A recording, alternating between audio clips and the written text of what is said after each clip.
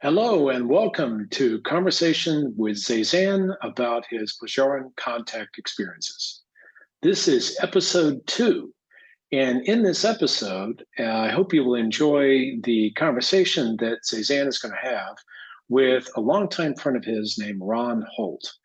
And Ron operates an organization in Sedona, Arizona called the Seed of Life Institute. And Ron is going to explain some of the physics as he understands it behind the experiences of Zaysan. And we're going to join this conversation, episode 2, already in progress with the conversation ongoing between Zaysan and Ron Holt. I'm Dan Brock, and I hope that you enjoyed today's presentation. You know, spirals? Yeah. You know that you see out in space? They don't spiral like this or like this. They spiral like this. Is it tethered to a galactic singularity? Yeah, the dog doesn't get the bone there. Because I presume you're talking about a spiral that's tethered to a singularity at the center of a galactic core. And in that case, then, one viewing the spiral, it would appear that it's not moving because in our galaxy, it takes 225 million years to make one orbit, right? So from our perspective, you probably barely see it move, or maybe never. Maybe it takes quite a period of time to go, oh, that sucker moved. Well, you know how when it spins, you know, it doesn't seem to grow. And not just because of time or anything, but it's because of the, like you're talking about, the center sort of thing. And I kept making this movement, and I was trying to figure out what does that mean? That's infinity. Yeah. So the center is doing infinity, which holds it together and allows it to turn. I don't know, it's beyond me. But I thought that was interesting. That's an infinity. It's also a Mobius, and so when you're looking at the singularity, it is the center point for a toroidal fields, and so you have all kinds of infinity networks that are going on from all angles. So it covers a whole spectrum in creating, the arc of a near sphere or the toroidal form, right? So which one are you looking at? There's a lot of them, and the center of the singularity generates all different version of toroidal fields, something like oh, there it is. All right, so here we're looking at a toroidal field, sets of toroidal fields. These are all caused from a singularity, and the singularity is centered, well, in this case, it's centered in the heart, but it generates all different, there's so many layers and levels of toroidal fields. So we were looking, you were talking about this infinity. Well, it creates all kinds, each one of these is an infinity field at a different angle. And so the whole coverage enables a spherical generating from the very center point. So spirals are consciousness. Consciousness is the only thing that teaches, or kind of, in a sense, commands waves and particles, because it teaches maximum economy of motion, ease of being, meaning it teaches all particles and waves to come out of their form and return back to the quantum fluidity from which they came, which means merge or surrender, totally surrender. So that sensation of total surrender is so powerful that it commands waves and particles to return back to source, which is quantum in nature. So does, like, when I see one turning this way and then I see another one turning this way, is it because I'm on the other side of it, or is it because that it's when it's expanded and it's contracting when it turns the other way? Well, that's a good question. Depends on what you're looking at. So a heartbeat is pulsing, right?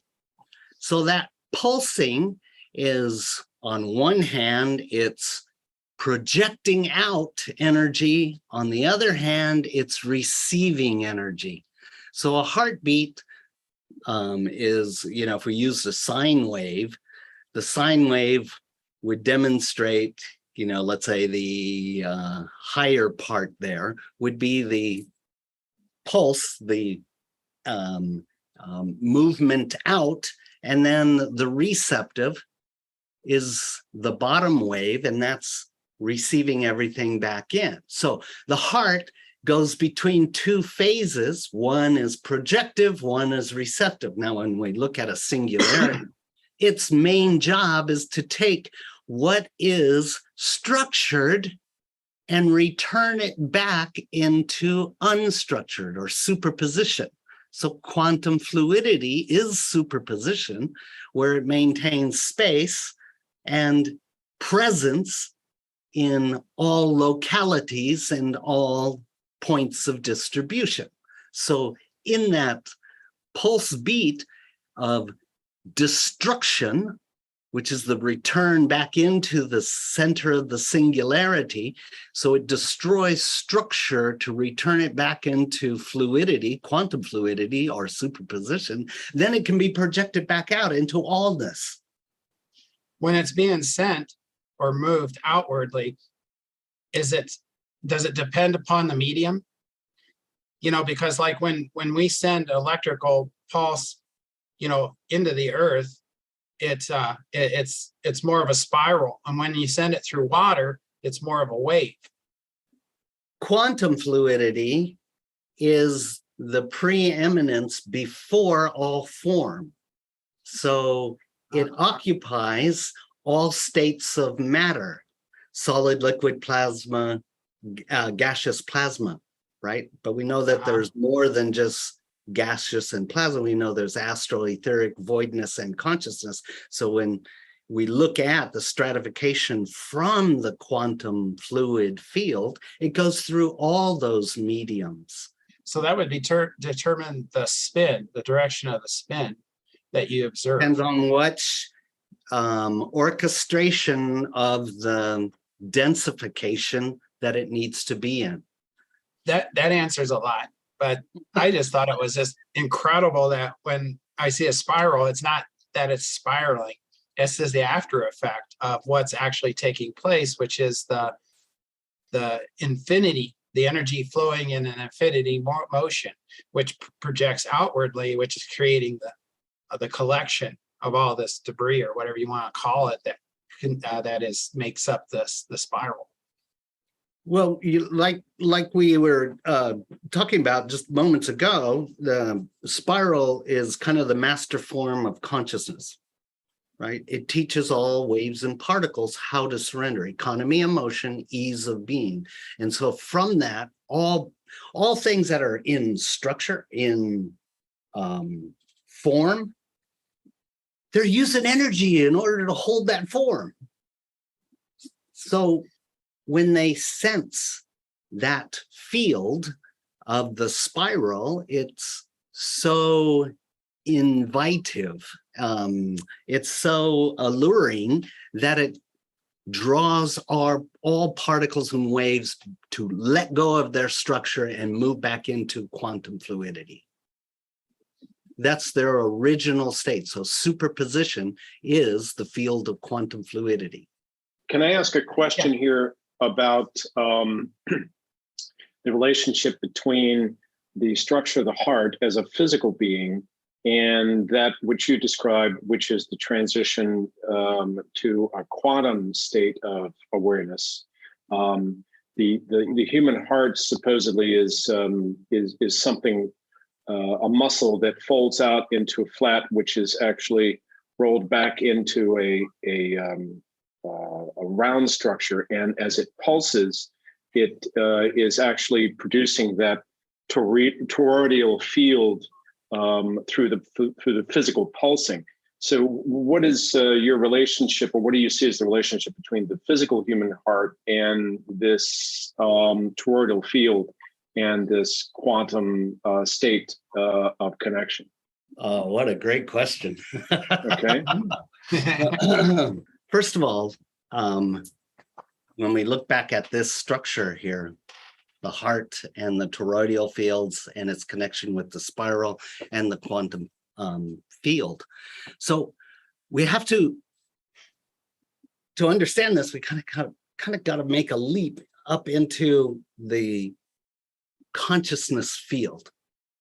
So inside of the consciousness field, which is quantum in itself, in that state, it has no structure.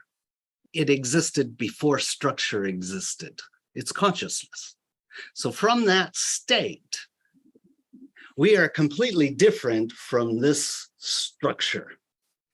And how that is represented is that at that, what we would call the heart of consciousness, the center of the being, which is source, which is a field of quantum fluidity. It's fractal in nature, and it's like a distributor of a,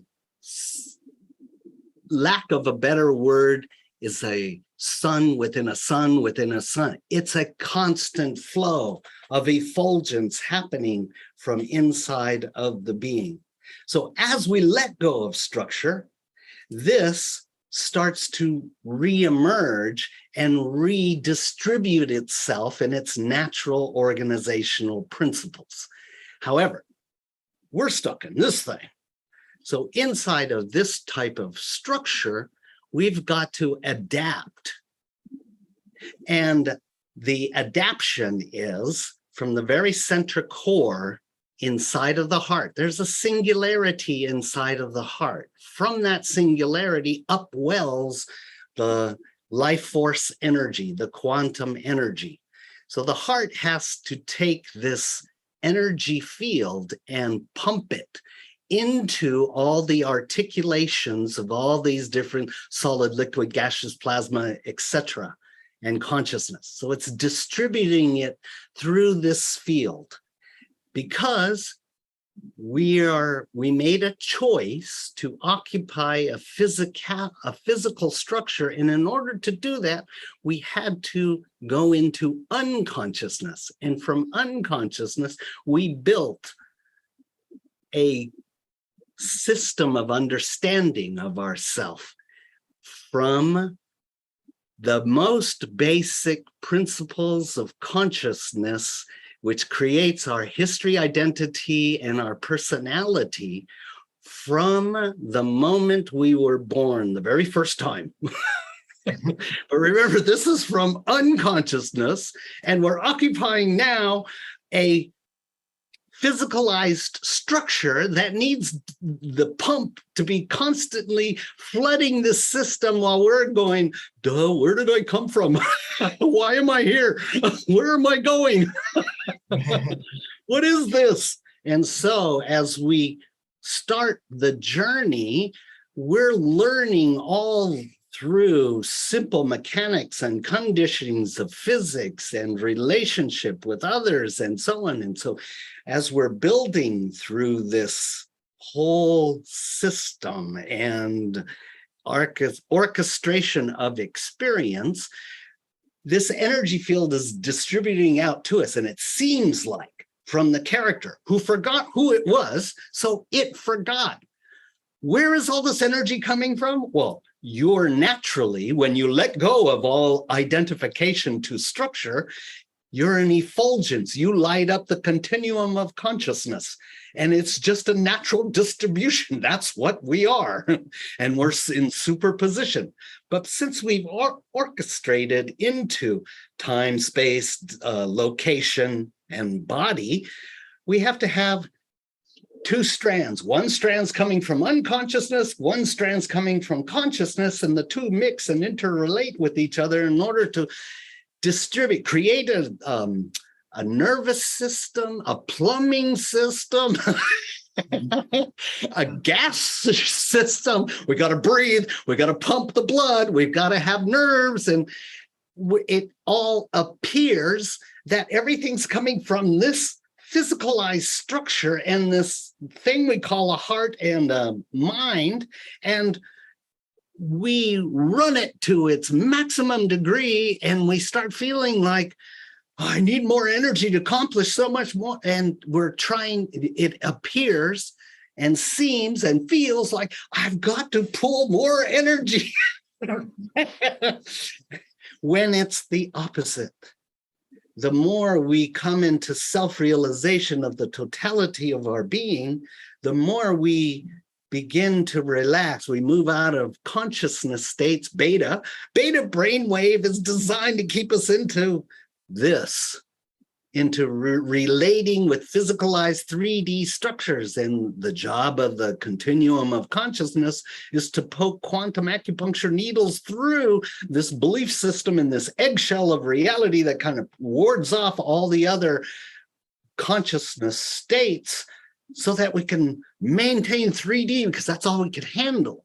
And we can't, we could go into so much more. There's so much, but we've conditioned ourselves every time we start to begin to relax and begin to feel more of the quantum states, which, like I said, when you relax and you understand more, the effulgence starts to happen and you go, oh my God, I'm full of light.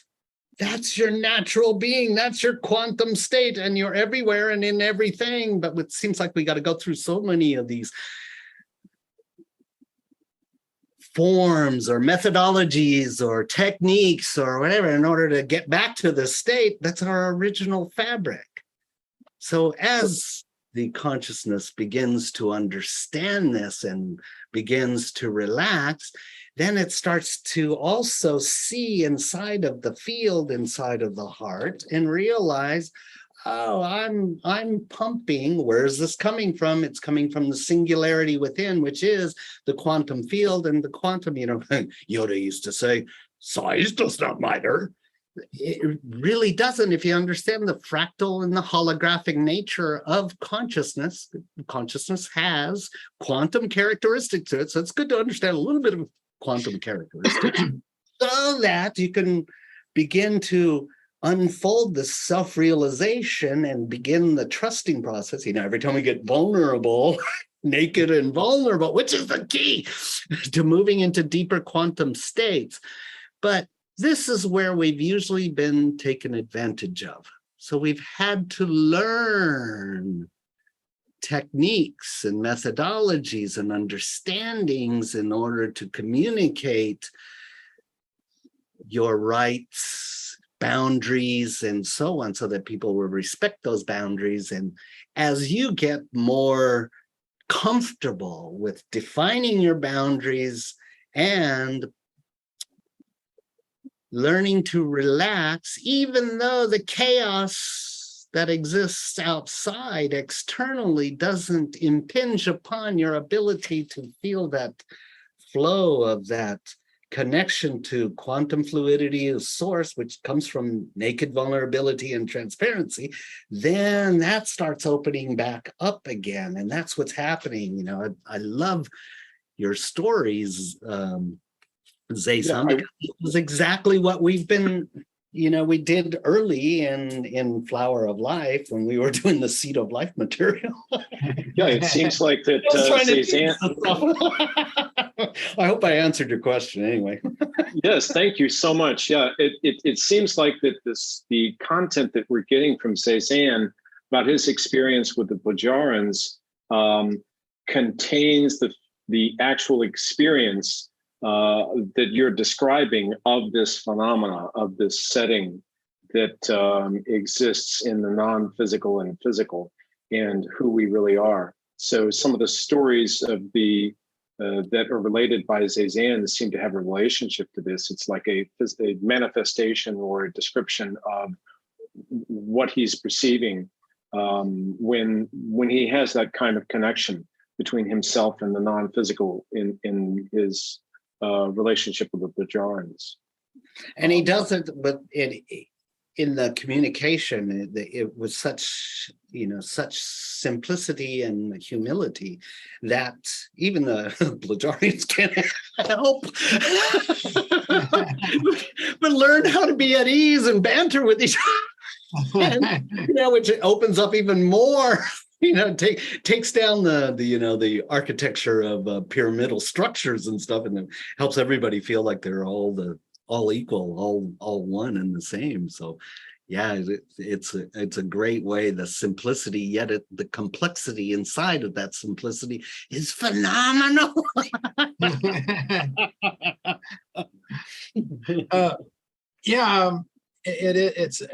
It's kind of odd, because I feel like a foreigner in somebody else's country, in a sense, because they are so similar in so many ways to us.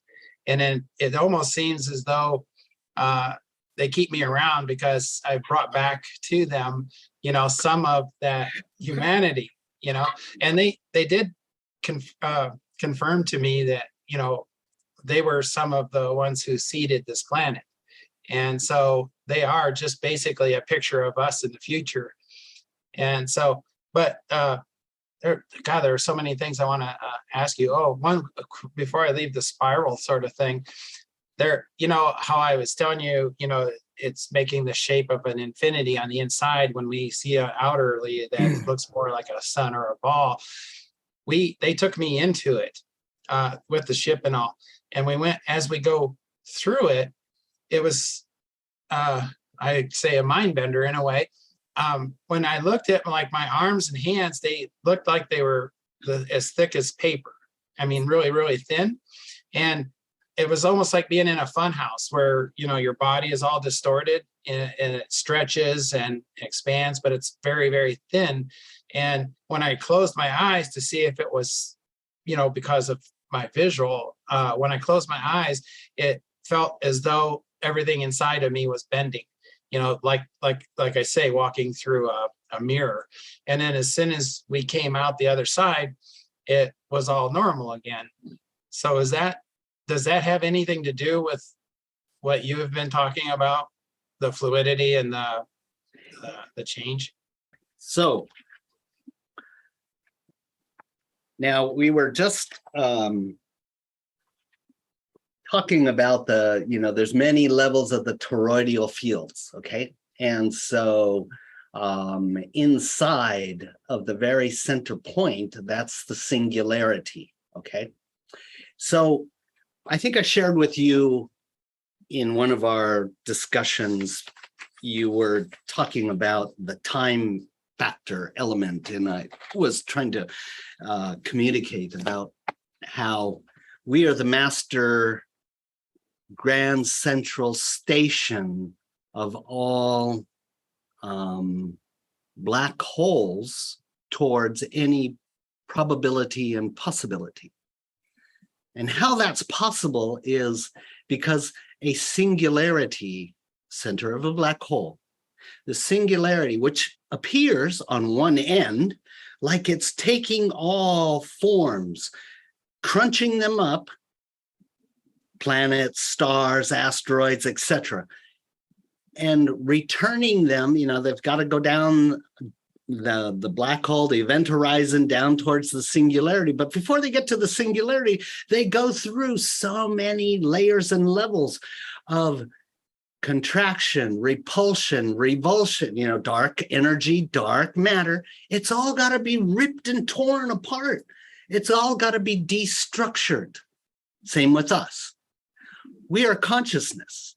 Yet, when we entangle our belief system into holding a form, even that has to be destroyed, has to go through a destructuring process. So we will experience moving towards the black hole and feel like realities, you described it really well, like a fun house mirror, moment by moment. 1 minute, the mirror is bent in one way, distorting you one way. The other, it's distorting you in a completely different way, fat, skinny, blah. Spaghettification, which is a term in physics, in astronomy, which is the elongation of the being. As you're venturing towards the event horizon and down towards the black hole. So it's stretching all form, it's disassembling form, structure. Okay, this is the bizarre funhouse. But what are you? Your consciousness. And one of my favorite communiques from not the Yoga Sutras, but the what's that called? Bhagavad Gita. Krishna is explaining to Arjuna that consciousness is like a crystal ball. You cannot destroy it. You cannot mash it. You cannot scratch it. Nothing can be done. You can't burn it, but you can be distracted. So that consciousness, which always was and always will be, will take any quantum form. You occupy what form that you need to. This is all orchestrated by the higher part of you, which is called the quantum navigator. So you occupy form. Well, it's the job of the singularity to destroy that form, to return you back into superposition. So in superposition, z-axis, if you compress z-axis, you feel it across the X and Y, its presence. So you're everywhere across the X and Y. So you collapse X and Y, you're no longer in location and time and space. You're everywhere and in all things, because consciousness can't be destroyed. It's present. So your presence is extended across the continuum, X, Y, and Z, but you're not occupying form. But you have to let go of that form in your consciousness, and most importantly, in your emotional body. You have to trust. So you have to go into naked vulnerability in order to move into quantum fluidity. And so this movement through the destructuring portion of a singularity or a black hole is reminiscent of facing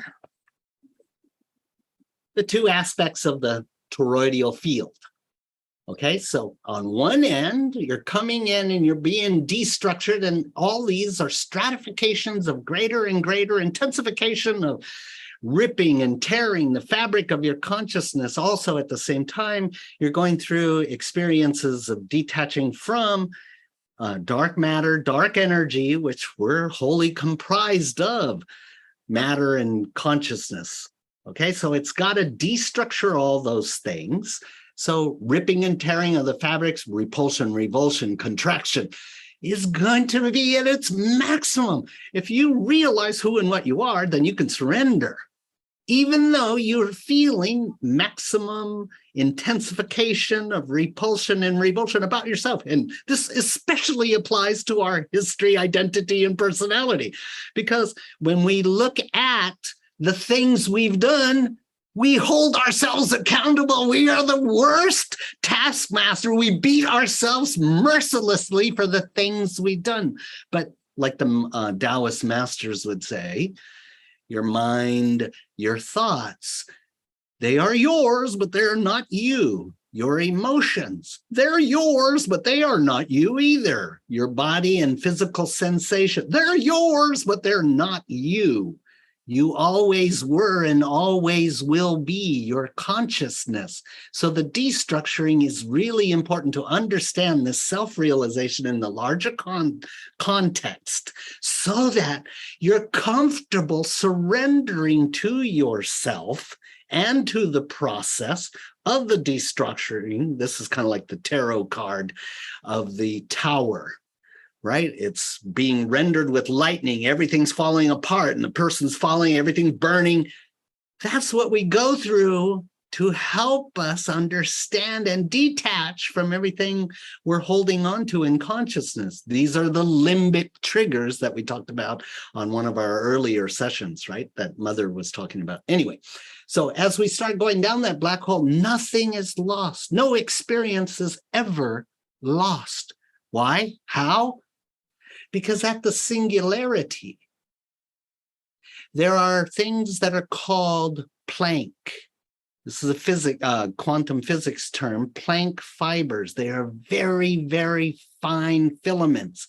They spin out from the center of the singularity, and they portray anything that's taken place in the reality on these different windows. It's kind of like in the Matrix when Neo went to go see the architect, and on the on that toroidal field with all those television screens, he sees himself in all these different patterns of consciousness, which is mainly his unconsciousness, right? His shadow issues and stuff portraying themselves in that moment. So this is what I was meaning by the repulsion and revulsion of everything we've done. Well, our history and our emotions, they gave us what they were supposed to, which was experience, so that we understand why we don't do the things that we shouldn't do. And it's written in the soul because it's hurt, it burns. And that's what helps you transform. You cannot penance them, you must accept them. And as you accept them, then you're transformed. Anyway, back to the Planck fibers. The Planck fibers are the wormholes. They spin just like DNA. They carry everything that's taken place and that's distributed on all the screens. So in the greater I, everything that's happened always exists, always will. They are yours. Your history is yours, but it is not you. You don't have a history. You are the continuum of consciousness. That's in this separation that takes place as it goes down into this. We reform back to our original fabric, the quantum fluidity. Now, this going down into this point of singularity here is almost like,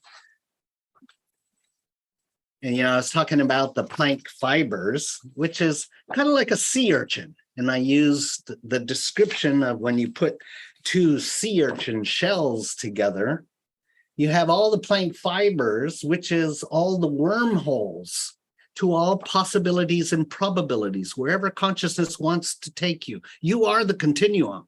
So you are both, and I use that balloon symbol. If this is consciousness, it's split by twisting itself and created the void, which is unconsciousness. This is where dark matter, dark energy, this is the quantum fluidity right here. So when you're looking down into the quantum fluidity, it's dark and black and it's like tar. And it holds all the separation frequencies in the quantum that's needed for the orchestration and distribution of bodies and consciousness inside of bodies. But up here, we're the continuum of consciousness. We don't have bodies. You don't need bodies. This is where X, Y, and Z have returned to their center point. They've turned around, they come back in, they've, self-realization, they turn towards each other. So it's like two horseshoe magnets. When you turn the two horseshoe magnets towards opposition, which is unconsciousness, they repel each other. So you stay split, fractured, dissociated, and everybody out there is the problem. When you begin to wake up, you go, oh, wait a minute. I need that other side of me. I'm a continuum of equal opposites, like yin and yang. I'm an infinity of equal opposites. So when I turn the magnets towards realization, towards magnetization, then they go, oh, I need you. Oh, yeah, I need you.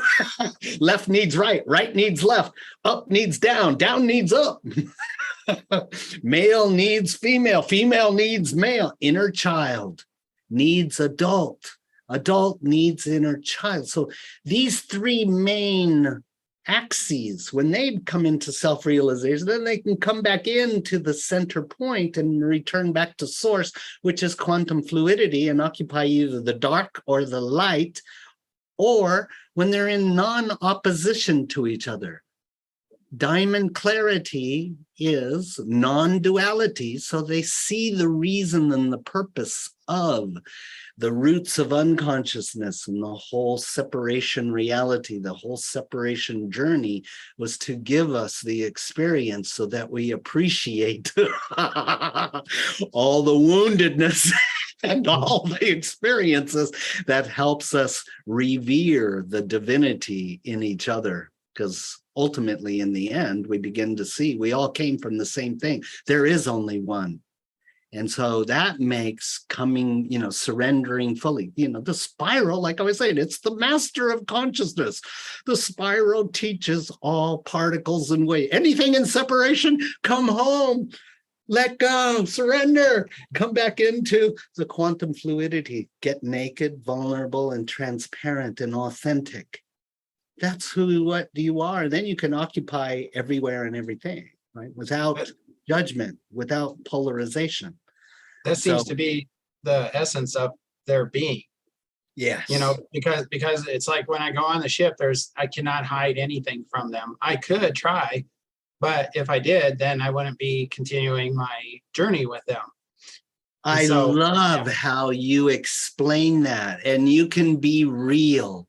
You can be authentic, because they don't. Here's the thing.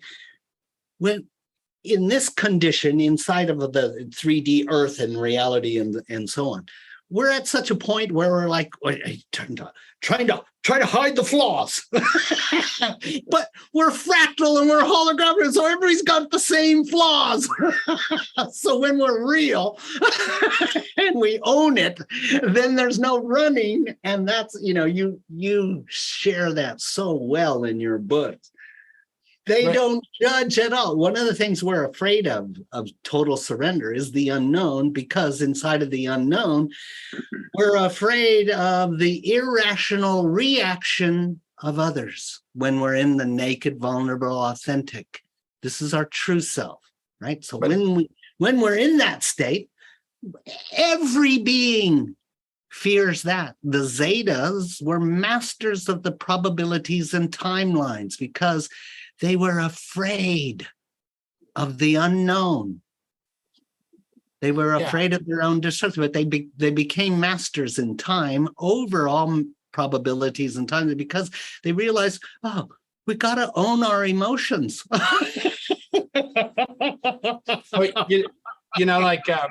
The best way to explain my experience with that was that, being in this world and all, and how you have to have a different face for every person that you speak with, not to hide or anything like that, but in order to have communication with them.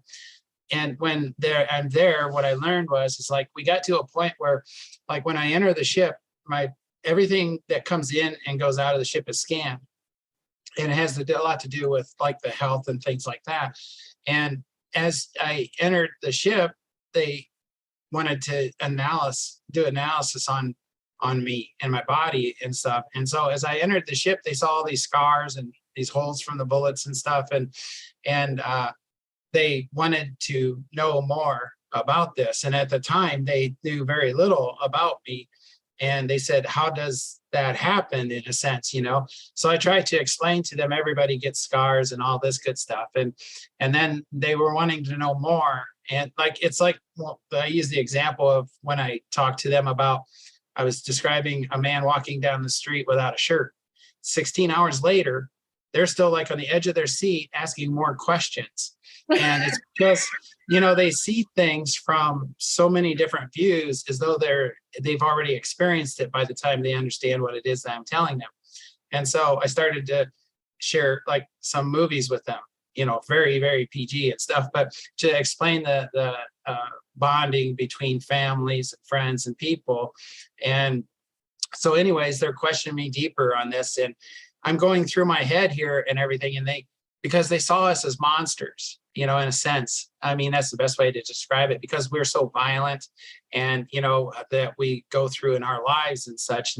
And these people were from a lab, so they didn't really have a full understanding of, who we were or anything. And so the best way I could explain to them was to show them a movie. And so I'm trying to think in my head, what kind of movie can I show them that would explain this and not be, nice and mellow and make them understand? And it was like something just came over me. It's like, well, I got to let it out, because I can't hide any of this from them. And I'm going in a battle in my head about, once they realize how these things occurred to me, then they ain't going to have any more use for me, And so, I'm being the earthling, And so I told them, I took Semjase into her room to show her this movie, because I was afraid I didn't want the others to hear or see, first, to get her impression, because she's the one I was closest to and have this bond with. And so I showed her the movie Take It. And I said, this isn't me, but it explains why these things occurred. It's because sometimes we feel necessary to put ourselves in harm's way for others who can't. And so it was amazing to watch her, and I'm hearing all this commotion going on in the rest of the ship. And it dawns on me, we're not the only ones watching this film. And I have my great coffee that they provided for me and stuff. And so anyways, long story short, I'm thinking to myself, oh my God, because while Semjase was watching the movie, they create like a screen out of nothing in front, right? So we can see this, and we're laying on our backs in the bed looking up at it. And as the very end of the movie, where he finally gets his daughter, and finishes off the last bad guy, and they're bonding, how they come together. And she was like right up into the screen, basically. And she's crying her eyes out and everything. And she totally understood what was happening and what took place. And so anyway, after it was over, she goes out of the room and stuff. And then I go out, and they're all standing around, and they're all very emotional and everything.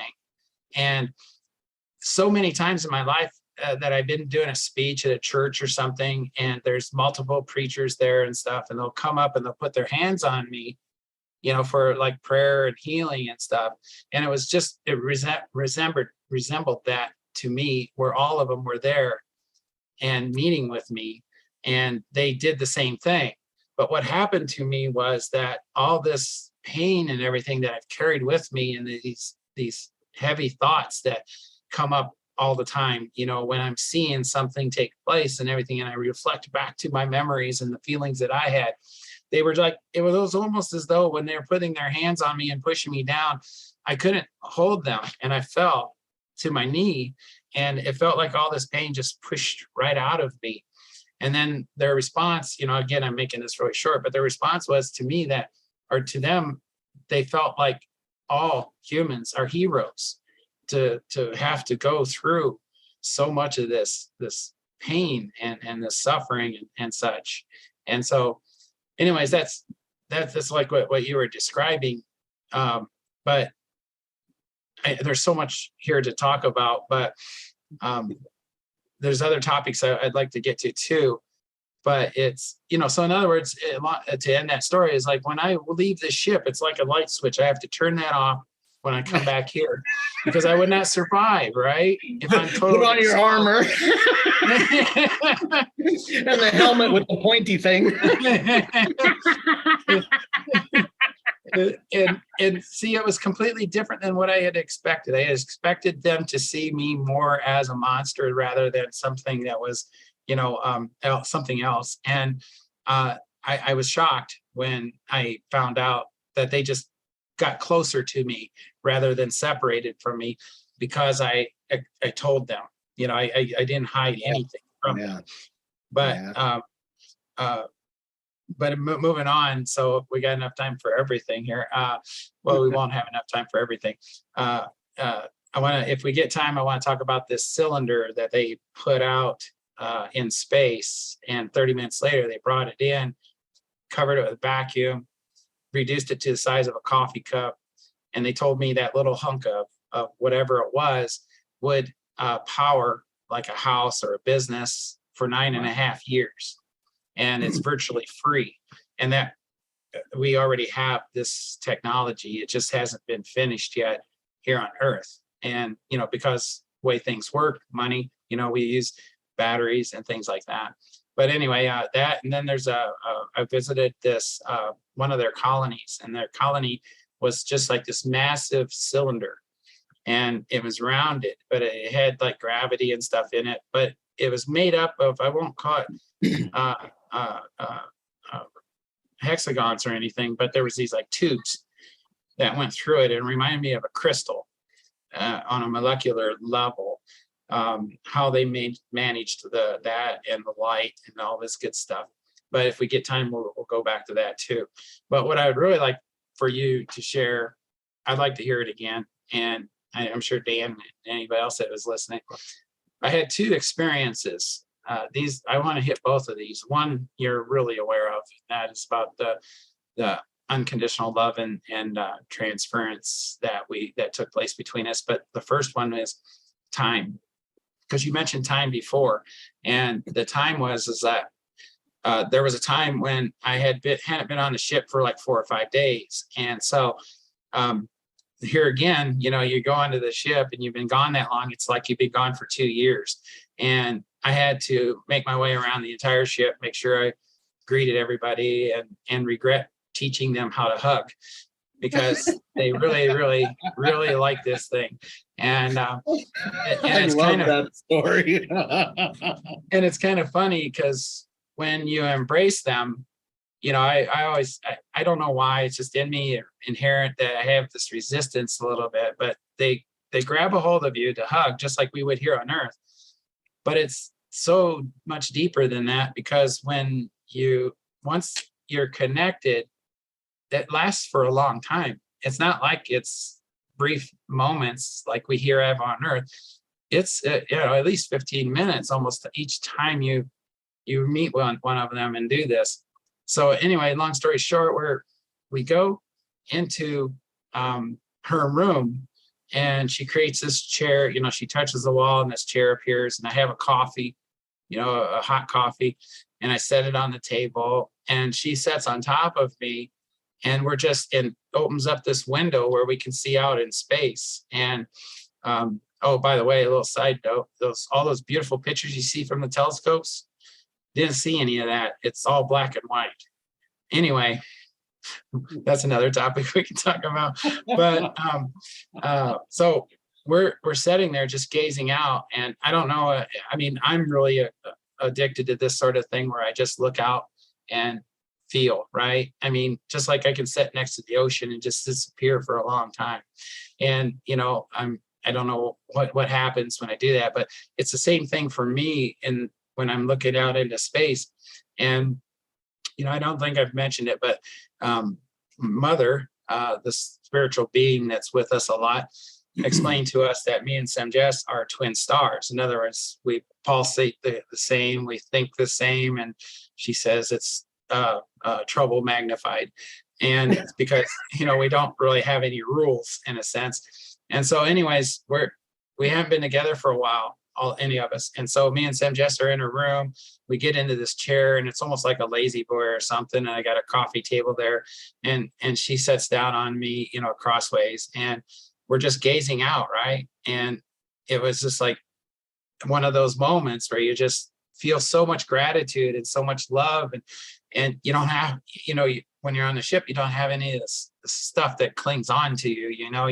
You don't think about those sort of things. You only just feel this bliss. And so we're both blissing out, and we take off. Make a long story short, we go through this process, and what we did was in my way I describe it, is our astral bodies combined into one. And so we traveled out of our bodies into this space and into a void, and then onto this light. And it basically, it was the source, from what they described to me. And I guess this isn't always normal, but it's always been possible. And she had already done it once with Mother, but it was way long ago. And this just happened naturally. And I really feel that it was initiated because of the emotion, the love and everything that we were feeling and the bliss. And we were inside of that space at that time. And then when we come back, and when we came back, there was all this rustle going on in the ship, and they come in and they said, "Where were you guys?" And it was like, I'm looking over and my coffee's full and it's hot. And it's like, I drank that before we had this little experience. And so we had this conundrum where we couldn't figure out, how did this happen? And it had to do with time. And basically, we were there when they came into the room to find us, and we weren't there. They didn't see us, yet we were still there. And I used the explanation of like a cartoon, like Speedy Gonzales or something, where his feet start moving and he's still there, and then zoom, he takes off, right? Well, I felt like that was what happened, is that when we came back to where we left. But my question was, what happened, because I drank the coffee, yet when we come back, it's still there. And that was my explanation, was that we were there when they came in. We just didn't see them, and they couldn't see us because we were already transitioning to where we went. And then when we came back, we truly did come back to the point where we left. And that's why I had the full cup of coffee. Now, how did you explain what took place there? I just love this story. But to really grok it, to get the concept, the understanding that's needed, we have to look at quite a number of foundations. So that's going to You got 9 minutes. Then we got to get to the big one. Okay, so that's going to lead me to a couple of dramatizations or examples that have happened, because this kind of a thing has happened in my own life, and it led me to find out, how did this happen? Why did it happen? What are the physics? I want to know. So one of the factors is that, you're well known as being master at Shaolin, and inside of the Shaolin and your training, you orchestrate a lot of qi cultivation. Qi is really important in this case. So when your dantian, when your qi is full, a lot of things become really possible. Not only when your qi is full, but if you understand the 5 elements, the 5 elements of the body lead to the 12 meridians, the 12 major organs in the body. And so inside of the body system, and according to qi and cultivation of qi, there is the constructive cycle. That means when all of the 5 elements and 12 meridians and 12 organs are in harmony with each other, then you can experience a lot more bliss, a lot more peace, centeredness, stillness, and you can even go from ordinariness into extraordinariness, kind of at ease. All right, so when it's in the destructive cycle, then it's more entrapping. I mentioned earlier about beta brainwave. Beta brainwave is specifically designed to be dissonant to all the other frequency ranges, which keeps us locked into 3D reality.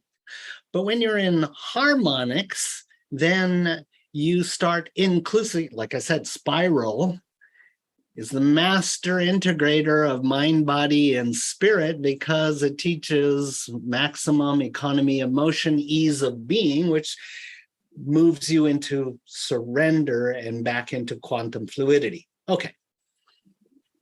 With that being said, now it was you that pushed Lisa and I when you were working for us at Flower of Life, the sacred geometry school, and you were noticing that we were getting a little bit stressed in our job function, so you pushed us to start working with the Taoist masters, and we did. Long story short, I really took to, well, we both really took to it, and I started doing a lot of chi cultivation. I started getting into especially horse stance. But eventually it led to me going to the temples in Korea for extended training in the summertime. And on one of those occasions, we were, we would do standing postures, breathing, being very, very mindful. And the postures, the different postures and the breathing was for the purpose of bringing balance, bringing you out of the destructive cycle, which is a pentagram of the energy flows between the 5 elements and 12 organs in the body, into constructive cycles. So we were doing the breathing and being very mindful, paying attention to every nuance. The rain was coming in. It was a perfect Zen moment. And in that unexpected moment, the chi was balanced. So I experienced multidimensionality, multi-probability. So while I'm standing and breathing, yet I'm having a very visceral experience of being up on my roof with my putting in solar panels, which I didn't have solar panels at the time. At the same time, simultaneously, I'm getting on a bus in Seoul, Korea, heading somewhere. At the same time, simultaneously, I'm also talking with a lot of the fellow participants, because we're at lunch and we're all just bantering like we normally do. There was a lot of number of different probabilities all happening at the same time, and it was so visceral. I mean, it was so real. And then it took 2 years for all of those things to happen. So I jumped out of the timeline. Now, that wasn't the first time that happened, but that gives you an idea that moving back into balance in your 5 meridians with energy chi built nice and balanced through the system, we go into such a relaxed state that we naturally re-empower, reforge our connections towards the quantum consciousness. The quantum consciousness enables us to experience, in that peace and centeredness, multidimensionality, multi-probabilities. That's our normal state. But we've descended down and got very comfortable and used to beta brainwave and 3D linear, we created this I'm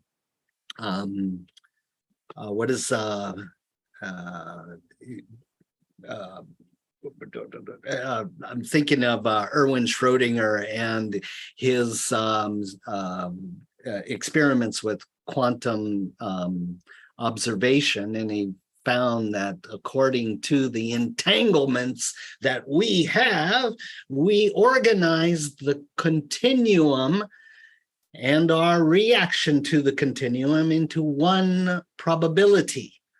Dead or alive, according to the cat, right? According to our belief system, the cat is either dead or alive and pointing in one direction. But in quantum, in its superpositional state, it occupies all probabilities, so it's pointing in all directions, both alive and dead. Okay, so here, an example of that happened. Now, earlier on, when I was doing Flower of Life, I had another experience. This has happened quite a number of times, but at the end of the 6-day long, that's how long it was in Japan, and my first workshop that I put on, my first Flower of Life workshop, at the end of it, there was a gal there. It was in another room, and I was talking with a group of people. I was the facilitator of that workshop. Anyway, the lady I heard her crying in the other room. And, so I was concerned, but I was still talking to all these people here. And anyway, she came over, she ran over. And so, she caught my attention. So I said, "What's going on? What's the matter?" And she goes, "Oh, this being appeared to me and he had this crystal. He put it in my heart and he said, 'You know how to activate it.'" And I go, "What?" I didn't know how to activate it, but the only thing I could think of was, all right, well, let's see what happens if you bring your consciousness to the diamond level in the heart. So I knew how to do that. I could bring my consciousness to the diamond level. Now, all of a sudden, when I got to the diamond level of the consciousness, what happened was we started feeling connected and we started merging, which the inclusivity, when you get naked and vulnerable, paradoxically, the reality responds with greater inclusivity. So just like the torus, the more naked and vulnerable, the more inclusive, more waves, more larger waves start coming to you. So we are the full spectrum of all waves and particles in this reality. So when they all come back into merge, it becomes quantum fluid, right? So time, distance, space, location, all that becomes malleable.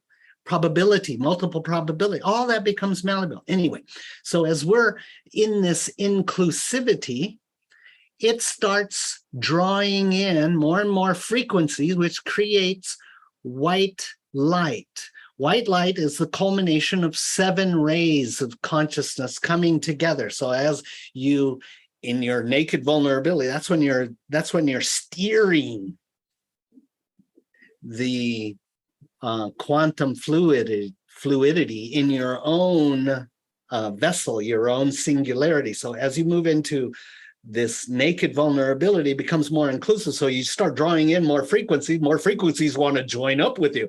Hey, you're going into you're going into surrender? Yeah, take me with you. Because it teaches maximum economy of motion, ease of being, right? So as you go, anyway, we're connecting hearts. She was a very open person, very, we knew each other. So we naturally trusted. That natural trust is essential because you can go into deeper and deeper naked vulnerability and inclusivity.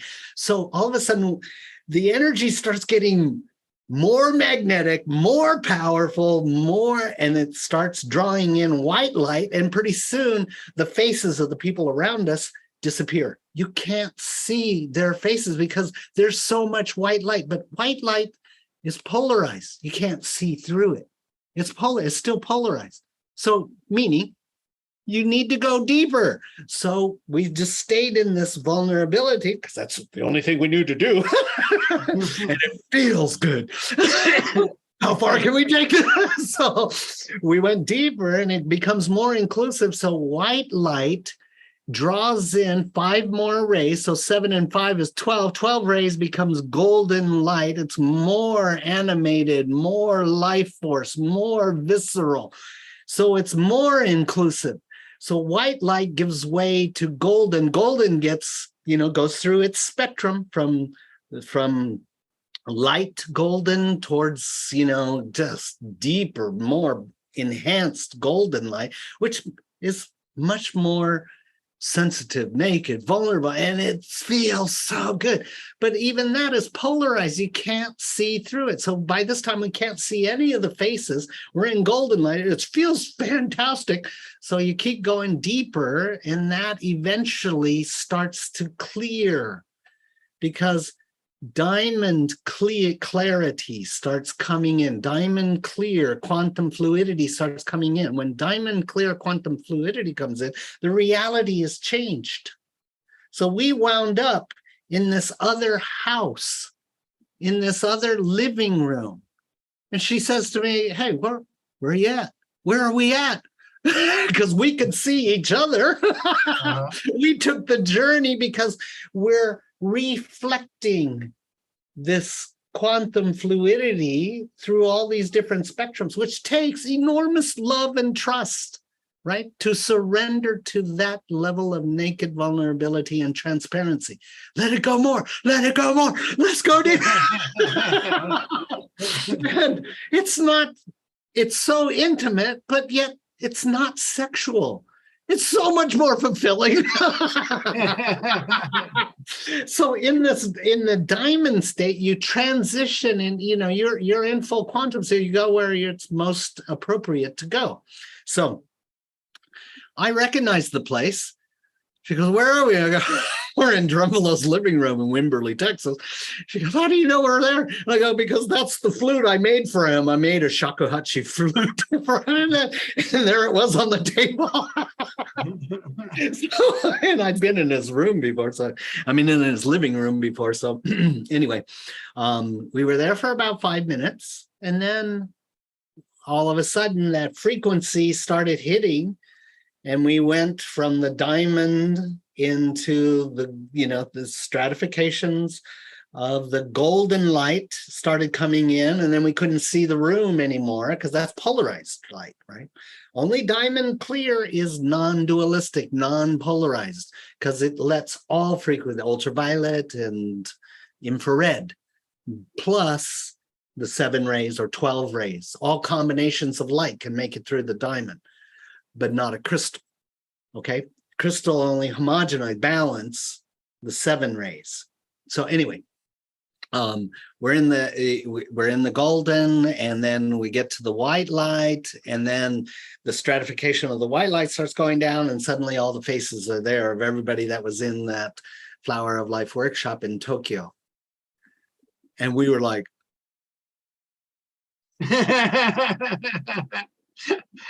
exactly. But many of those kinds of occurrences happened, as you consciousness determines when you're ready for this, when you won't freak out for this. It's like when all the biorhythms are right and you're stable with, the transition of reality into another reality, which is, I was talking earlier about the Planck fiber. We are the master center, 2 sea urchin shells, you have the bottom one. So all the Planck fibers represent a filament towards all possible probabilities and possibilities. So we're in every timeline, in every species. That's who we are. But we organized because of our entanglement. Oh, I need to see myself as Ron's history, identity, and personality until Ron gets over his belief systems. And then he starts to self-realize, oh, I'm attached to all possibilities and probabilities. And the quantum is responsible. It takes me, there used to be a cartoon we used to watch on Saturday mornings.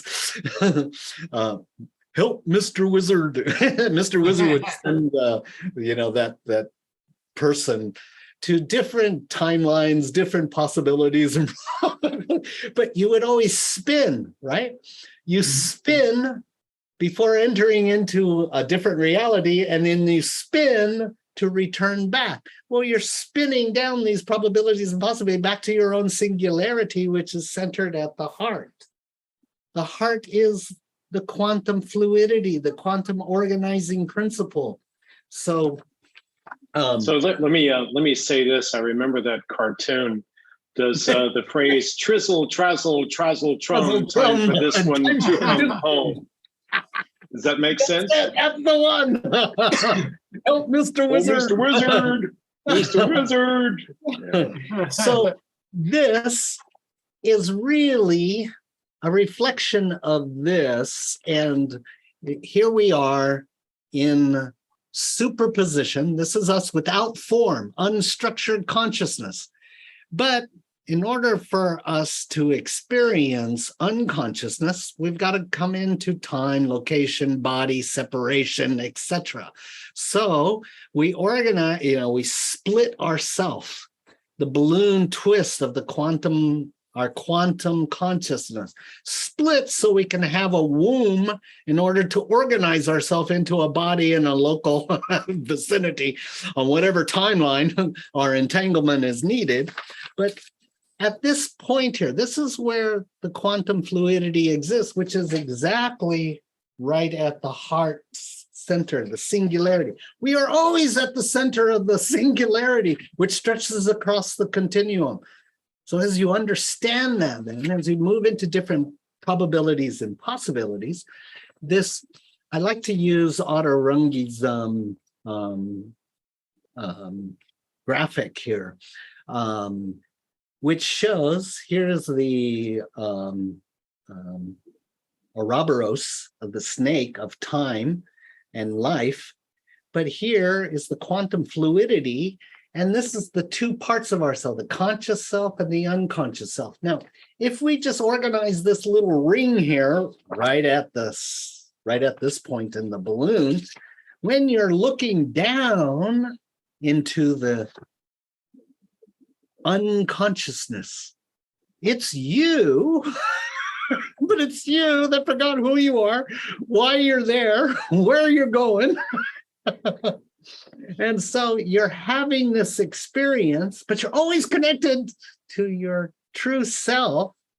And as you're remembering this part, the continuum of consciousness, which you're effulgent, you light up the continuum because that's what we do as consciousness. But when we have our experience and we link towards our unconscious, we get hypnotized by this and we believe in our history, identity, and personality. That's why we grab onto it so much.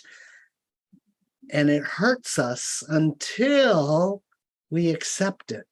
We accept the roots of unconsciousness.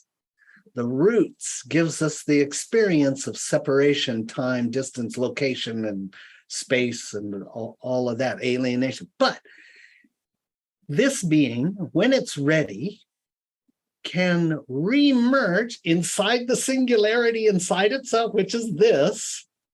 When it hits that quantum fluidity, what probability do you want? And it's orchestrated out on any of these windows, which kind of looks like this. What probability would you like today? I think What this time period? I think this is a great spot to move to the next question because it's blending. It's starting to blend right now. There was a point where Mother, she's sort of the spiritual leader of these people, and she's really high up in that sense. And she spends a lot of time. She just totally loves Semjase, and she knew her mother, and so they spent a long time together and shared a lot. And now Semjase is starting to reflect those same things, but she started to reach a point like with this, what just happened, where we did the dual astral travel sort of thing that you explained, to another level, and it just kept going, right? And so she's on her own in a sense. And so Mother thought that she wanted to share with us this ceremony in a sense of what love means. And it's like, dude, you don't have to tell me, I mean, throughout my life, it's like I find unconditional love and I wrap myself all around that. And then something else happens, right? And it expands that definition. And then it was like, I thought I reached the ultimate was time when I rescued my first child. And, we're sitting there and our eyes meet. And, I just felt this so incredible thing that, everything was going on at the same time within me. And it was all based off of emotion and knowing that this was, to me, unconditional love. And so it's like, yeah, ain't nothing going to top that, so Mom, bring it on, sort of thing. And so anyways, she takes us to this place. I call it a secret place because I had not known about this the whole time I had been on the ship. They had this like secret room, and it was a very spiritual room. They conduct like certain spiritual events there. And so we go up into this room, and it was at the top of the ship, and it was like windows all the way around and above, and you could see out everywhere. And it was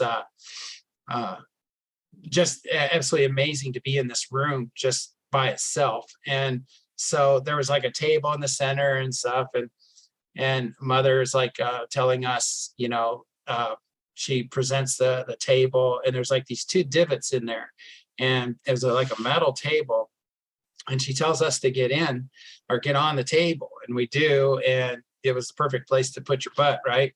But it was soft, so it was like, I think you described it like a malleable metal or something. And so where we were sitting, programmable matter. yeah, it was odd because this table is solid, and when we put our butts in these divots, it became really soft. And so we sat there facing each other, and so not knowing what to expect, and we were both different from this, and I'm sitting across from her, and we start to look at each other's eyes, and her eyes are so big and all, and I always used to get more hypnotized when I would look into their eyes. So it was always kind of distracting from that, or trying to avoid that. But mother had told me just previously, don't look away, right? When I look into their eyes. So I'm looking into her eyes, and suddenly I start feeling all this like pressure building around us.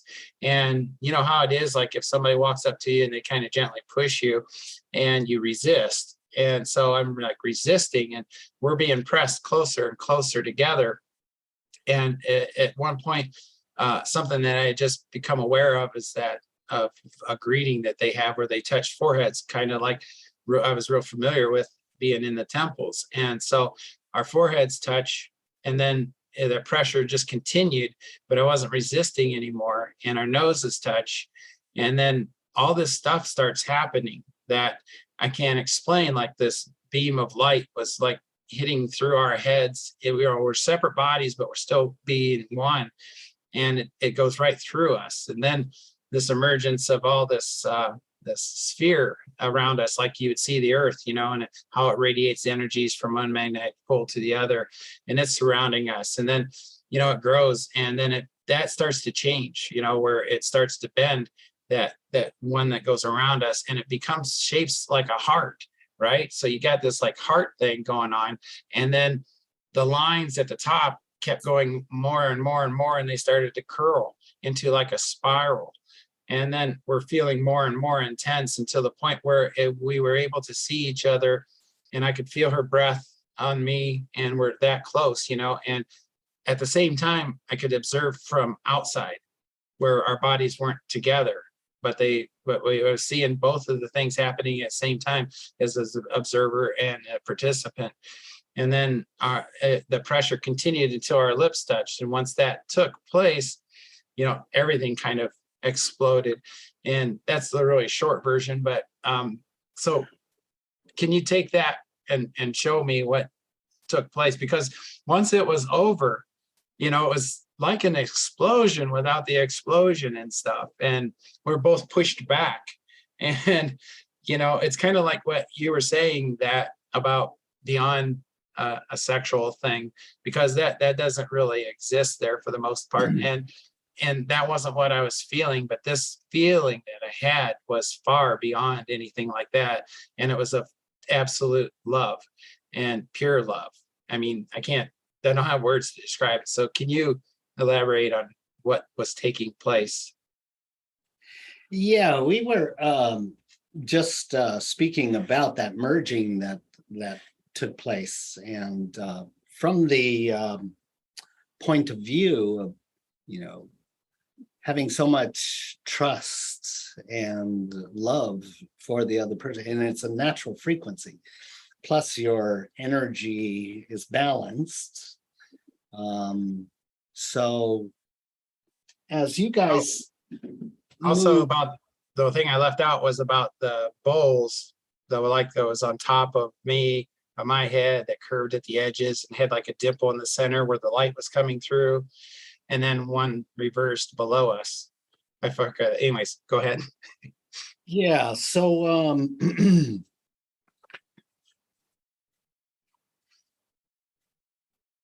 this graphic here is helpful in that case. We would have two poles here, right? So one is receptive, one is projective. So we can say projective is masculine because it's always radiating, and receiving is feminine. Okay. The spiral, as we were talking about earlier, it's the master integrator of mind, body, and spirit, because it teaches maximum economy of motion, ease of being. Okay, so as you guys were being pushed closer and closer into proximity, plus you already had experienced before this naturally trusting each other and moving through the natural concordance of frequencies, escalating to the point where you were fulfilling, merging into the quantum fluidity together.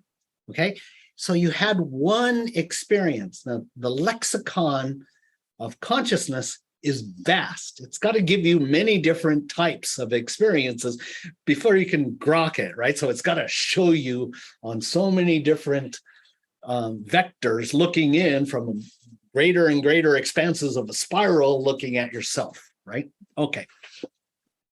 This last one that you did in this case, what you're just talking about, the spiral, I showed you, and I still have it from that last time that we were talking together, that the phi ratio spiral is the consciousness that's connects our heart to all things in creation. Spirals actually came first before form. And in this reality, we can approximate coming to that phi spiral by creating the Fibonacci spiral. And I explained earlier on how those two work closely together, but they become so close that asymptotically they become one. Meaning you can't tell the difference one to another. This, in a physical world, this is what leads to moving into that more ephemeral phi spiral. All right, so in this occasion, where you're linking to this degree, you surrendered enough to the point where now always, it's hard to kind of grok without a lot of foundation, but I'm going to try to do it anyway. But always, in our consciousness, we have a trinity. And that trinity enables us to, one, be the observer. You don't have a form, yet you're observing whatever's happening from an undisclosed perspective or point of view, looking at what's occurring. That always exists. It's part of the continuum of consciousness, part of quantum consciousness. Then you have the character, which is you or I, the physicalization and localization of the consciousness in the orchestration of universe or time, probability, and timeline. So that character form, now it seems like this is dissonant consciousness, because one hand, you're the observer, but you're also the experiencer. What? I'm splitting myself. I'm fully the character or the orchestration of being on whatever timeline, probability, in whatever universe, locality, I'm there. And at you, the center of your being is also the fractal of source. So to have this trinity experience is essential in the full realization of understanding ourselves. You know, I used the balloon earlier to model. We are unstructured in consciousness and we exist across the continuum. So we are in superposition. We're everywhere in everything, but non-local. But we can be local. We need a hologram of a body, an orientation point. So we have an XYZ to locate ourselves. So that's where our consciousness has designated us into a time-oriented vessel in 3D, 4D, 5D, 6D. We're in all probability. And that's a hard one to take. But as I was talking about earlier, as you get more comfortable and relaxed, these kinds of superpositional experiences, because you are multidimensional and multi-probable, you come back to this point. This is source inside yourself, and it's both completely diamond clear, and if you're looking down, it's completely black and holds all the spectrums of whatever orchestration of dissemination and separation is needed, so that this houses all frequencies of separation, all timelines of separation. And so it's hard to grok all this stuff. So to merge all spectrums and frequencies, using that metaphor of the balloon, this is more exemplary of the continuum of consciousness. Remember, Krishna said to Arjuna, you always have been, you always will be. You can't add to or take away from the perfection that you already are, but you can be distracted. Put this in mud and it becomes muddy. Put it in light, it becomes light.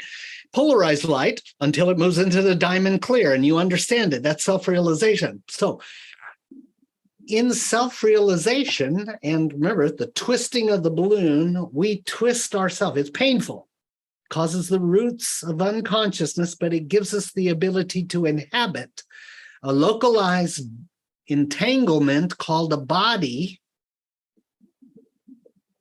But since we're all from the one, we occupy every facet of every probability and possibility in every species and timeline, but it's too confusing.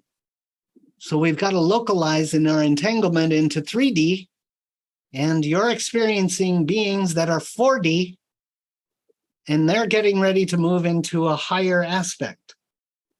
Now, the experience is kind of telling you too that you're ready to inhabit multi-dimensionality, multi-probability. They gave you the experience with her. She's the twin of everything. Our beings were split a long time ago in order to occupy this timeline of this level of separation. Remember, solid, liquid, gaseous, plasma. Yeah.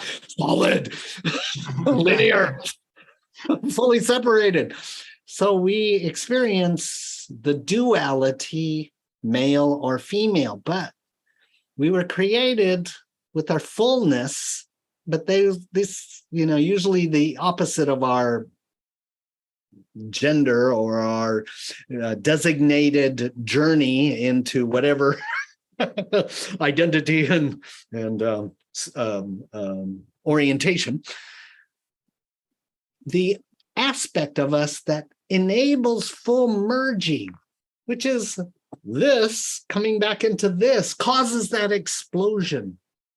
It is so blissful. It is so, because it's like it's like a number of probability and timelines all coming together all at once. You experienced a merge on a profound quantum level with her because the trust is innate. It was born. The two were made together. Now we have beings that are close in our frequency to enable this. it can be done in self-realization when you're really comfortable with realizing who and what you really are. I'm the entire continuum, and there's only one being. But it's hard to understand that because we've had, our history, identity, and personality, and that acts as that entanglement, right? But like I was using the example of being up in the mountains in Korea, standing there doing the postures, and all of a sudden multiple probabilities happened, and they were real.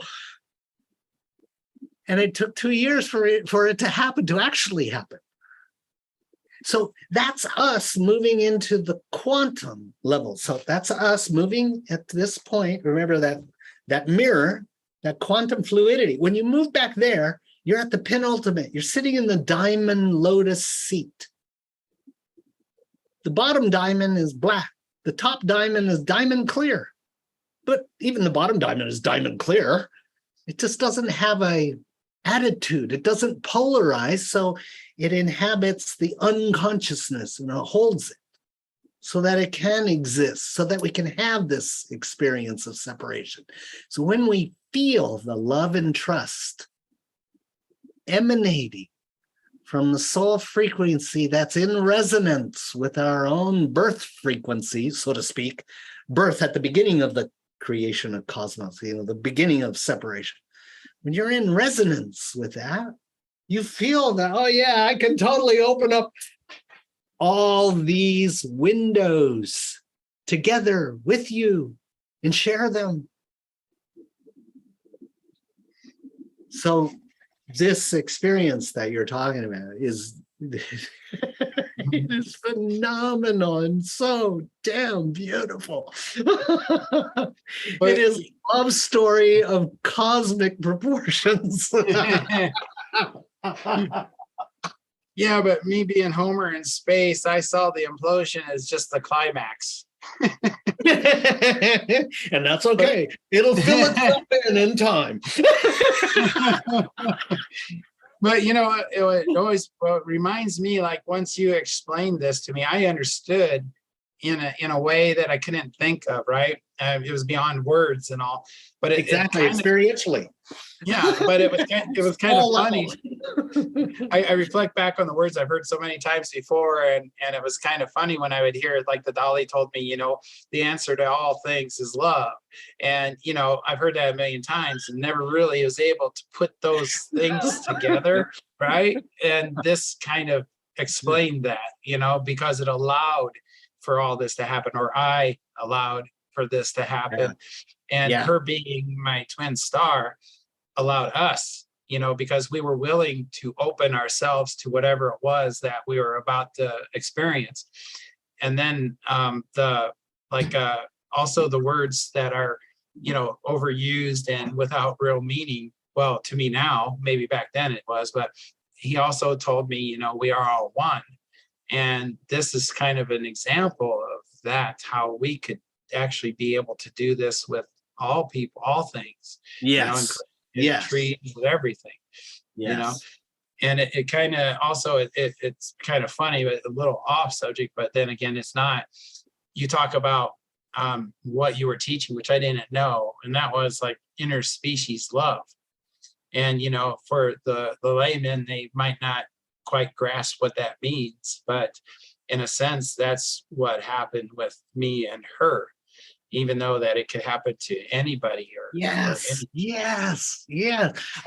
So that brings up that story. So originally, where I learned this integration point was actually from a dolphin.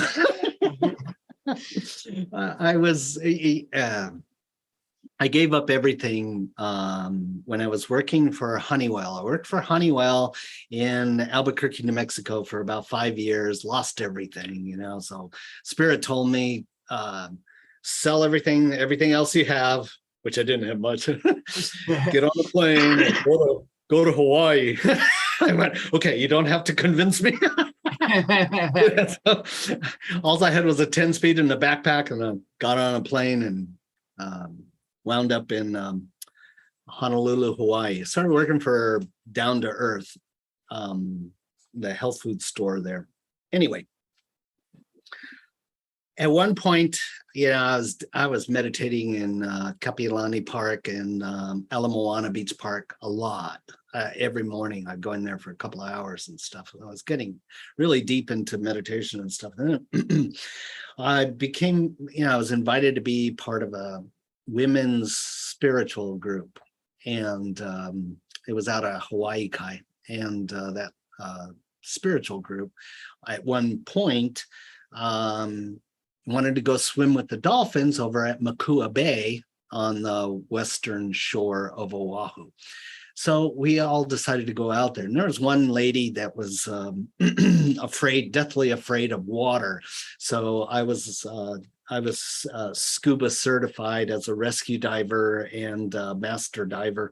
And so I said, hey, don't worry, I'll take care of you. I'll make sure you're safe. So we got out to the beach at Makua Bay where the dolphins were. And she got so, the dolphins were there. They were whipping up, jumping, spinning. Oh man, the frequency was just joy, joy, joy. And so I saw her reach into the back of the van, pull out a boogie board. She ran to the water and was like, where did that fear go? Because there's so much love coming from the dolphins and stuff. Anyway, I stayed next to her during this. Anyway, we started swimming with the dolphins quite a bit, and we got really friendly with the dolphins.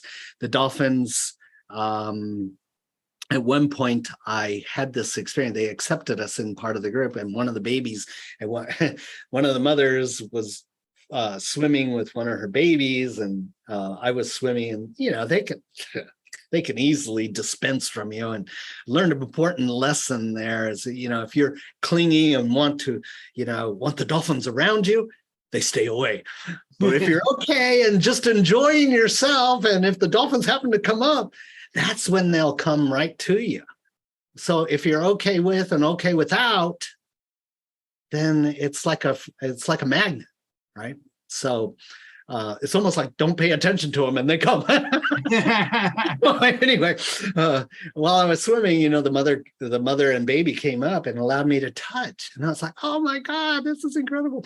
And then a little later, one of the males started swimming straight at me, high speed. And I go, oh my God, this thing's going to run into me and it's going to be painful. And then at the last minute, it 90 degrees made a turn. I go, okay, you got my attention. What are you trying to say? So it started to communicate on a level. I just understood it. And he said, breathe with me.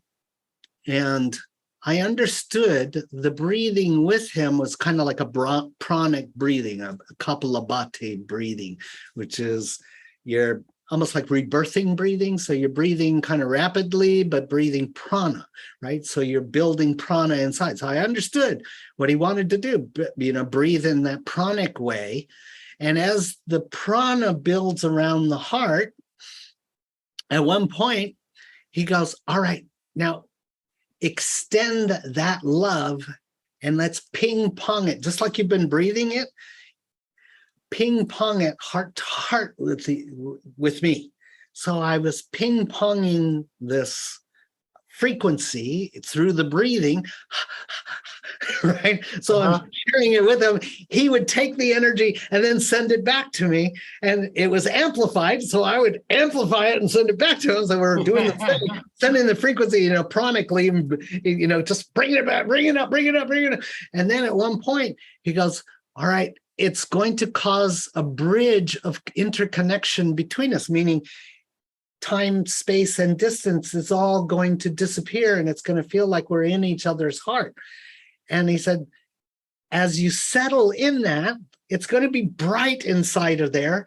At one point, you'll see a door on the opposite end of my heart. Go through that door, and I'll go through yours. So I go, okay.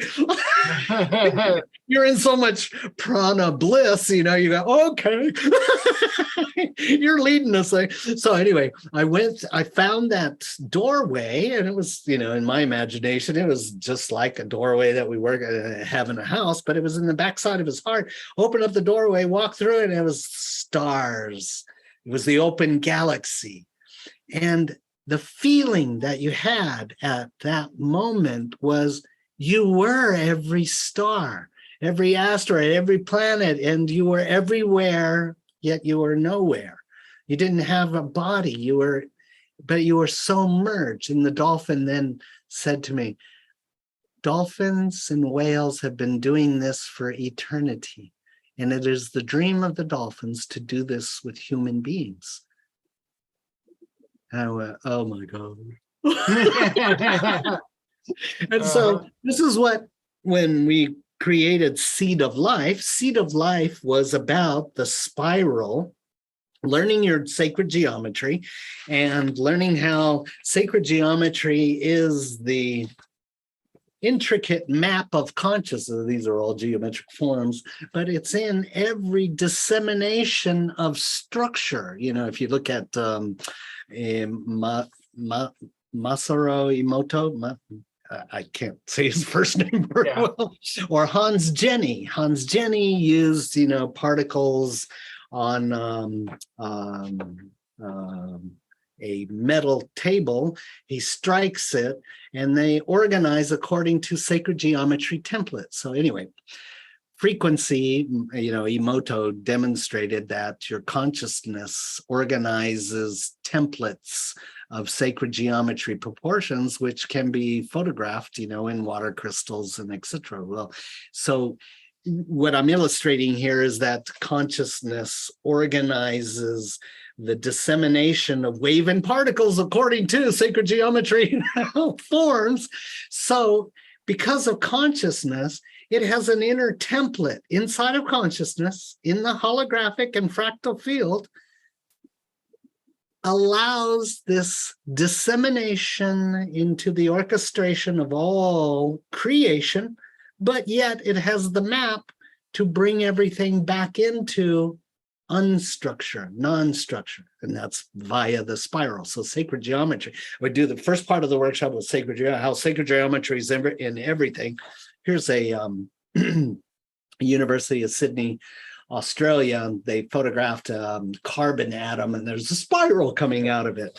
Here's Moto's, here's Hans Jenny's work. You see the sacred geometry templates, even the toroidal field, and every planet, every star system, every galaxy also is entrained under these sacred geometry templates. So it is the underlying template within consciousness that enables nothing to get lost and the map to bring everything back home. So what is the cue to bring everything back home? It's the spiral, right? Economy of motion, ease of being, come back home to the twazzle twum, time for this one to come home. As we talked about earlier. The dolphins, in Flower of Life, they taught, because of that. So in Seed of Life 1, which was 7 days, we taught the sacred geometry, we taught the spiral, then we began teaching about here's the mirror of your own ego. So, if you can look at your own ego now, look at the roots of unconsciousness, then you're ready to begin to start making contact with extraterrestrials. So we would have, my wife is, preeminent master of contact with species, off-world species, and has been doing that work for over 30 years. That's her book there, The Golden Lake. Yeah. Which is the quantum fluid. Anyway, we would have that. And then on the last day, we would do an exercise. Now that you understood a little bit more of who and what you are in consciousness, let's do an exercise according to the ancient template of how to create a temple. Everyone holding their frequency, praying into a rock. This is the original way Hawaiians used to make temples. And they would hand the rock one over to another. A person would put the spiral and, project that energy of the heart spiral into each rock. So, 40, 50, 60 prayers of the spiral were going into each rock. You place them in such a way to create the spiral temple. And during the course of the day, it took like 8 to 10 hours to make this thing all in silence. Everybody then would transition into the quantum field and they would feel this spiraling. And then we'd have a ceremony of moving down the spiral into the center, and you would feel the integrative field, right? So level 2 was 6 days of working with the dolphins. And what we wanted to do was do horse stance on the beach to build the chi, and then on the last day do the breathing process that the dolphins taught, so that we would do this on the grounds of the dolphinarium, so that we would not only do it together but also do it with the dolphins, and we would all do that breathing process that the dolphins taught and move into that unified field. A lot of couples were made during this. Well, I got to interject here. The experience that I had with her was, I don't know if I've ever really been able to identify intimacy in this manner. And when we broke apart, we, kind of pushed back from each other. And, mother's standing there and she's like, oh, goody, now we can talk about this. And Semjase, kind of like looks around and I look around and we jump off the table and we got like sea legs and we're kind of looking and kind of giggling with each other. And she goes to me, she goes, oh, you want to see the ship? It's a big ship. And I follow her and we take off. Mother's like, it was like, to me, it was like almost like embarrassment and also oneness and incredible love, and all at the same time. And it was like both of us instantaneously, once we came out of it, was like, holy crap, we're going to have to process this a little while. and we bailed, And so, I would imagine if you was listening to, these spiritualists, and they would have said about how they stayed into that moment or whatever, but it isn't that way, not to us anyway, because it was so overwhelming. All of our senses just like, our senses are like all this full of static electricity sort of thing, and it's like, holy crap, just what happened and stuff. And, but we didn't lose anything from it. We became even closer, but all we could do is, fight or flight, and it was flight. It's almost like doing the best meditation, but about a million times more fulfilling. And once you get through with the meditation of that order, you kind of want to go and, go ground yourself. You want to get back into ordinariness. Yeah. And that's what we're supposed to do, because it's a baby step process to maintain that. That's not done overnight. The experience, that can happen like this. And it's according to what your consciousness, biorhythm, and chi levels are. And you can only take so much fulfillment. It's hard to say, but it's true. The thing is though, even though there was a little fear and stuff in the what would happen, the repercussions from that experience, we all, what's happened since then has been like a knowing of each other, and knowing that place isn't foreign to us anymore. And that we can go there. But not only that, it's so expanded. There's the possibilities are endless, and the possibilities are far beyond recognition currently. And the only way to find out what they'll be like is to jump into them. And that's exactly what we've done. And so the farther we merge into this space, it becomes even more beyond words, beyond anything that you can actually share. And that's one of the reasons that it was important to me to write the book was first to share with all of my friends, and then for anybody else that would find it, the little nuggets that I left behind, because I'm explaining, from my diaries, what I go through and what I feel, because I feel that that's probably not that dissimilar to other people that start to enter into these experiences. And so with that, it has enabled things that I couldn't even have imagined before. And I don't even really quite know how I'm going to describe what's happened since. But it's almost as though it's like you have this bond suddenly. And what's so funny about that is I know within myself so fully that it's not impractical to think that all of us at one time can do the exact same thing, because we're all just fragments of the whole, right? Yes. And we truly are, all one. In this world of ever increasing dissociation and confusion, your book provides such an out-of-the-box window of true possibilities of universal love, cosmic love, unconditional love, that's absolutely simple yet profound. I appreciate that, but I wouldn't even know it unless I ask you what these things meant. You know it. I'm on the ride, though. It's like I remember when I first met you, I hugged you, and you were like, "Arr."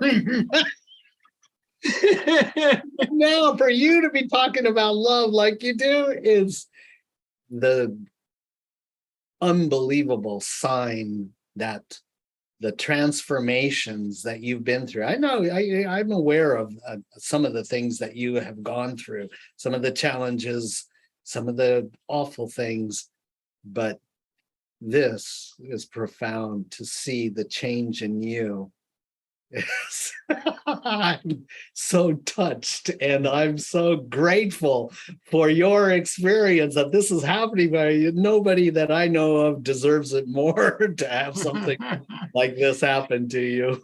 Pure universal love happening. Well, I really appreciate too the time I've been able to spend with you, because all of us are contributors to everything. And, to be able to recognize that, I feel so appreciative of both you and Lisa, and, to have, introduced me to so many of the things that's occurring to me now. And, it just makes me honored. And it's, it's really hard. I mean, I'm not a writer or anything like this, put a block in front of me, I like to hit it, sort of thing. It feels good, sort of thing. And, and I know punches. Yeah, and it's a reality to me, but to be outside of that, to be what we really are. And, the one thing that just resonates with them that I told them a long time ago in how they explain things to me is the thing that Jesus said. And that was, you, the people, after he healed all these people and everything, he said, you, the people of this earth, can do all that I can do and more. And it just rebounds right back. And they are able to use that as the explanation to me in a lot of ways, just like the sensing, that I explained about the breathing and the feeling of gratitude. First you find that resonance. You already have set the what you call it, the intention, without even making the intention, because if you do it without thought, it just occurs. And then to go into the gratitude, where actually that memory becomes real again, and it becomes even more defined. And then that intention that was subliminal set by yourself then allows you to open these doors without fear.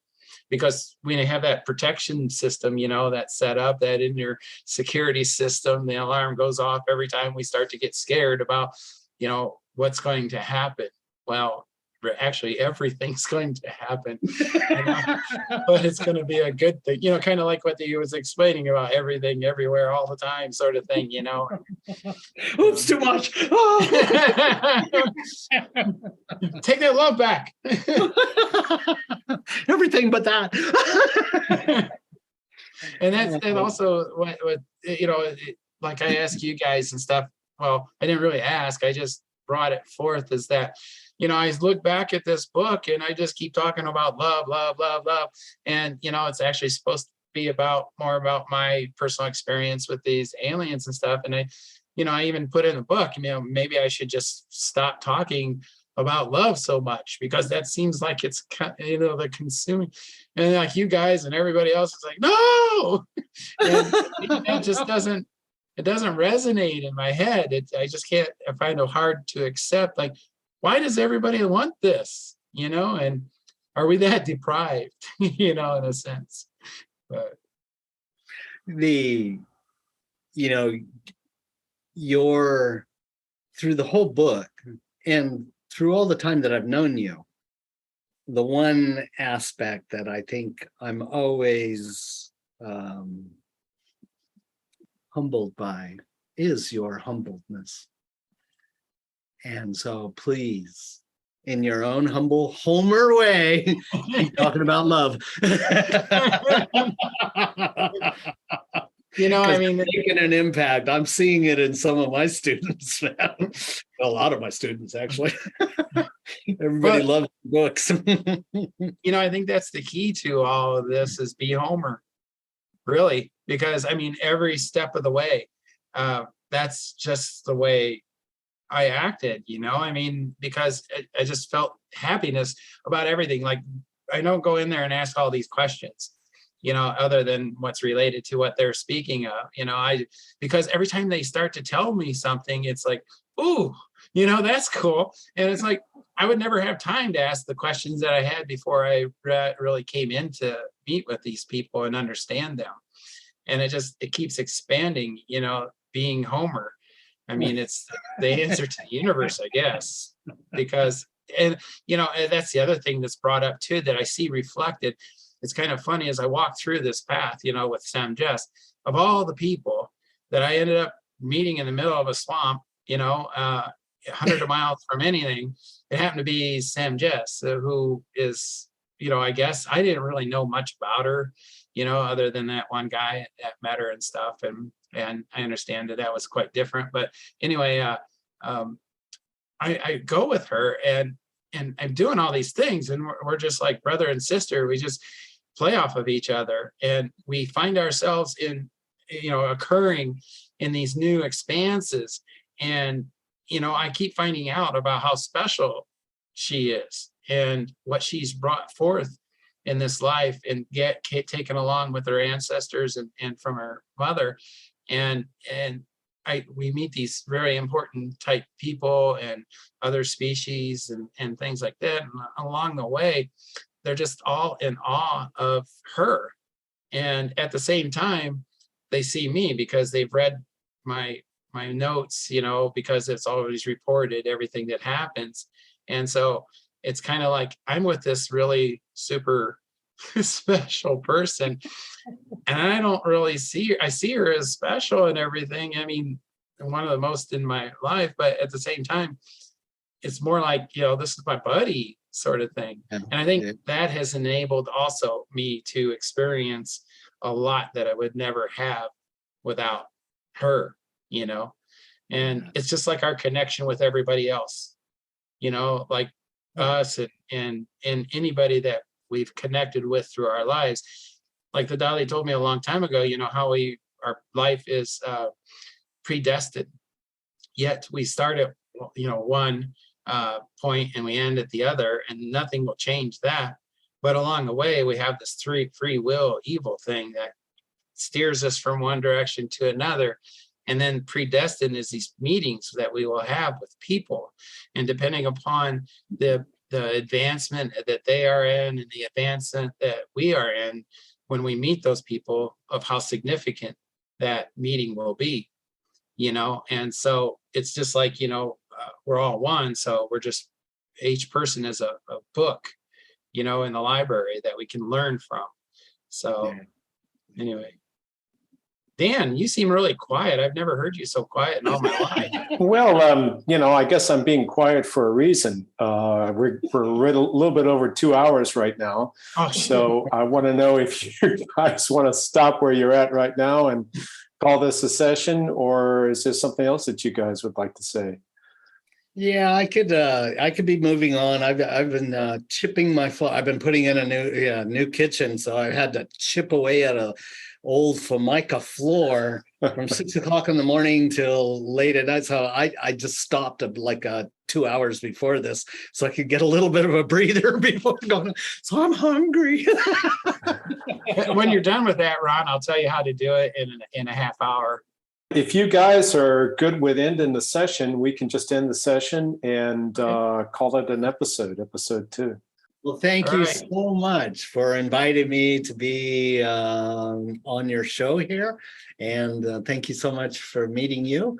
And thank you, Zaysan, for including me. We'll talk to you guys later. Perfect honor. If you ever need anything, let me know. All right. We'll see you. Bye. Bye. Bye, guys.